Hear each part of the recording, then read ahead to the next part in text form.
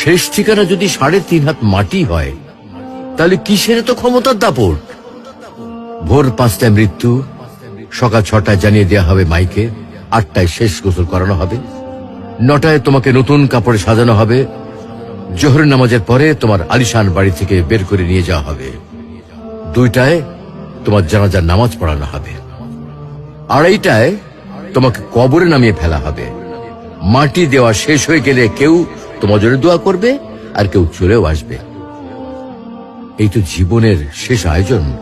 তো কিসের তো অহংকার, কিসের তো ক্ষমতার দাপট? হ্যাঁ, ক্ষমতা কারো জন্য চিরস্থায়ী নয়। অন্যায় ভাবে কাউকে ঠকালে একদিন ঠিক নিজেকেও ঠকতে হবে, এটাই নিয়ম।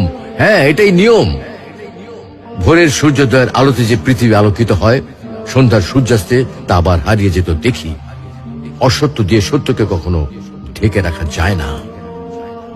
প্রকৃতি বড়ই নির্মম। কবে কখন কোথায় কার উপর আঘাত হানে তা একমাত্র উপরওয়ালাই ভালো বলতে পারেন।